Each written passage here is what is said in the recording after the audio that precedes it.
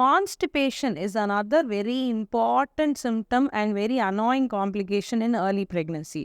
So gastrointestinal complications in pregnancy treat பண்ணுறது ரொம்ப ரொம்ப கஷ்டம்.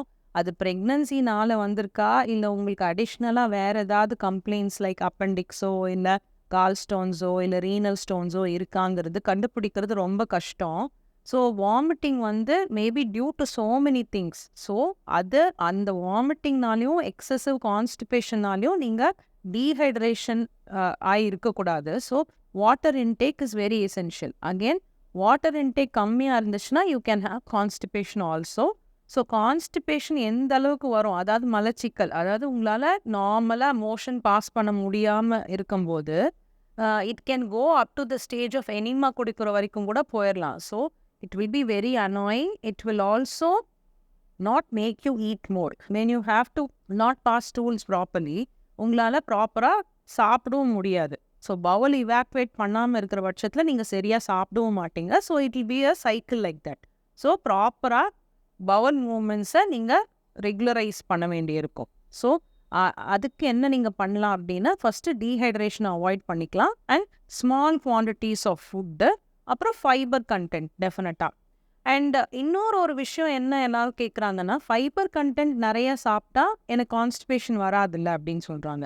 பட் நீங்கள் ஃபைபர் ஜாஸ்தியாக எடுக்கும்போது ஈக்குவல் குவான்டிட்டிஸ் ஆஃப் வாட்டர் எடுத்தீங்கன்னா மட்டும்தான் அந்த ஃபைபரோடு சேர்த்து அந்த ஸ்டூல் ஃபார்ம் ஆகி ஈஸியாக உங்களுக்கு எக்ஸ்பெல் ஆகும். இல்லைனா you will have increase peristalsis. Stools வந்து கட்டி கட்டியாக உங்களுக்கு வந்து பெல்லட்ஸ் மாதிரி, ஸ்டோன் பெல்லட்ஸ் மாதிரி உங்களுக்கு ஸ்டூல்ஸ் ஃபார்ம் ஆகிருக்கும். உங்களால் ஈஸியாக மோஷன் பாஸ் பண்ண முடியாது. ஸோ அப்போது வந்து உங்களுக்கு ரொம்ப பெயின்ஃபுல்லாக இருக்கும் மோஷன் போகிறது. ஸோ அதனாலேயே நீங்கள் என்ன பண்ணுவீங்க, ஹேபிச்சுவலாக you will not pass motion, இன்வாலண்ட்ரியாக அந்த மாதிரி ஆயிரும். ஸோ அப்படியும் இருக்கக்கூடாது. So when you have early stages of constipation இருக்கும்போதே try to treat it properly.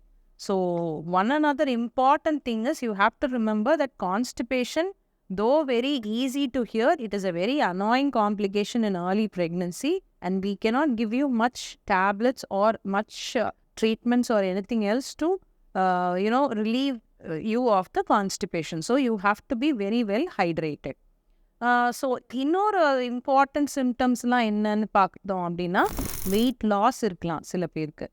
So நார்மலாக எல்லாரும் வந்து நான் ப்ரெக்னென்ட் ஆகிட்டேன், நான் சீக்கிரமாக வெயிட் கெயின் பண்ணணும் அப்படின்னு நினைக்கிறாங்க.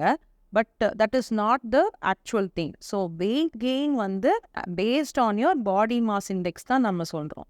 ஸோ உங்களோட ப்ரீ ப்ரெக்னன்சி வெயிட்டை பொறுத்து தான் டோட்டல் ப்ரெக்னன்சின்னு உங்களோட வெயிட் கெயின் ஹெல்த்தியாக எவ்வளோ இருக்கலாங்கிறத இனிஷியல் விசிட்லேயே நம்ம டிஸ்கஸ் பண்ணுவோம்.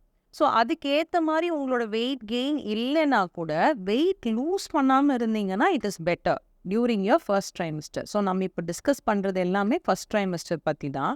அதாவது first 3 months of pregnancy 12 weeks வரைக்கும். ஸோ 12 weeks வரைக்கும் நீங்கள் எக்ஸசிவாக வெயிட் கெயின் பண்ணலனா கூட okay. Say you are around 55 kgs இருக்கீங்க ஸ்டார்டிங் ஆஃப் யுவர் ப்ரெக்னன்சியில், அதாவது யூரின் ப்ரெக்னன்சி டெஸ்ட் பண்ணும்போது உங்களுக்கு 55.5 kg இருக்குன்னு வச்சுக்கலாம்.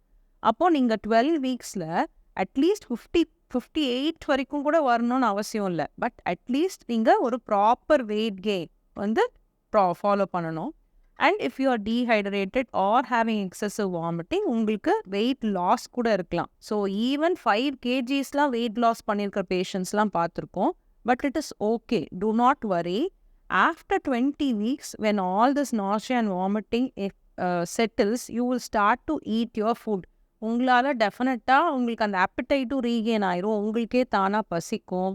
ஸோ அதுக்கப்புறமா நீங்கள் நார்மலாக ஃபுட்டு எடுத்துக்கும் போது டெஃபினட்டாக அந்த கேட்சப் க்ரோத் வந்துடும் உங்களுக்கு. அதுக்கப்புறமா வந்து வெயிட் இன்க்ரீஸ் வந்து நார்மலாக இருக்கும்.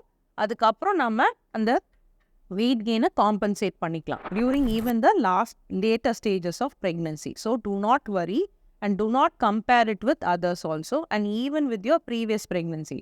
நான் ஃபர்ஸ்ட் ப்ரெக்னன்சியில் நிறைய வெயிட் கெயின் பண்ணியிருந்தேன் இனிஷியல் டேஸ்லேயே, இப்போ என்னால் பண்ண முடியல அப்படின்னா do not compare it. It should be a healthy weight gain. So after your second trimester or the middle or the late second trimesterலேருந்து உங்களுக்கு 0.5 kg per week gain ஆகிறது should be a healthy weight gain. So that will be discussed by your gynecologist based on your pre-pregnancy BMI.